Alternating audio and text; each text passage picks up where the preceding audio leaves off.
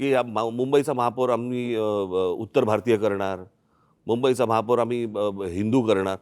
मी गेले अनेक वर्ष ही गोष्ट सांगतोय की माणसं नुसती येत नाही आहेत, हे आपापले मतदारसंघ बनवत आहेत. केंद्रात ते आहेत ज्यांची इच्छा आहे, राज्यात ते आहेत आणि महानगरपालिकांमध्ये पण जर उद्या ते आले तर मला असं वाटतं आपण त्याच्यानंतर मराठी माणूस काहीच करू शकणार नाही. माननीय बाळासाहेबांनी या विषयावरती तर म्हणजे आपण ज्याला म्हणू आपण संयुक्त महाराष्ट्र समिती फुटली आणि त्याच्यानंतर 6-1 वर्षातच शिवसेनेची स्थापना झाली.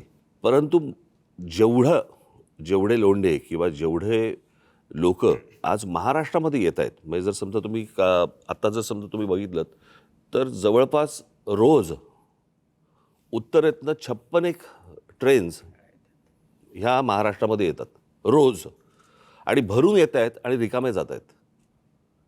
आज जर समजा तुम्ही ठाणे जिल्हा एक जिल्हा जर समजा पाहिलात, बरोबर आहे, ठाणे जिल्हा हा मला असं वाटतं जगामधला एकमेव जिल्हा आहे की जिकडे ठाणे, नवी मुंबई, कल्याण डोंबिवली, भिवंडी, वसई, मी आता पालघर वेगळा पकडत नाही आहे, तो आपण एकच होता तो आत्ता वेगळा झाला, परंतु पालघरमध्ये वसई, त्याच्यानंतर मीरा भाईंदर, त्याच्यानंतर वसई विरार आली, त्याच्यानंतर तुमची नवी मुंबई, अशा जवळपास 8-9 महानगरपालिका आहेत.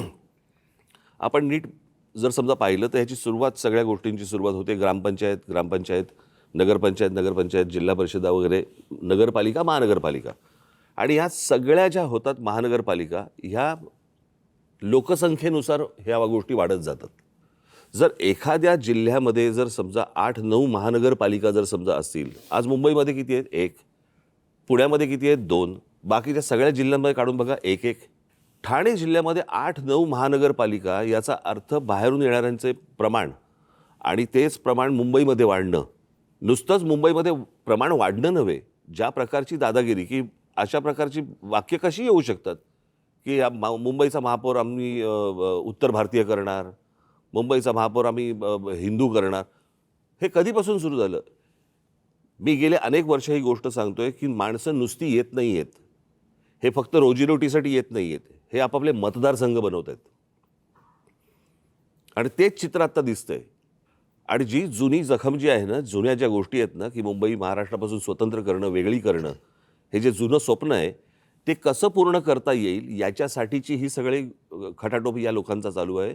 आणि मला असं वाटतं ते वातावरण जे संयुक्त महाराष्ट्राच्या वेळेला होतं की जी मुंबई वेगळी करणं किंवा स्वतंत्र करणं किंवा गुजरातने मागणं, तेच वातावरण मला असं वाटतं आज आहे. आणि आज अशी परिस्थिती आहे, केंद्रात ते आहेत ज्यांची इच्छा आहे, राज्यात ते आहेत आणि महानगरपालिकांमध्ये पण जर उद्या ते आले तर मला असं वाटतं आपण त्याच्यानंतर मराठी माणूस काहीच करू शकणार नाही. आणि ह्या सगळ्या गोष्टीकडे हतबलतेने पाहणं हे मला असं वाटतं हे काही आमच्याकडनं होणार नाही आणि म्हणून आम्ही एकत्र आलो.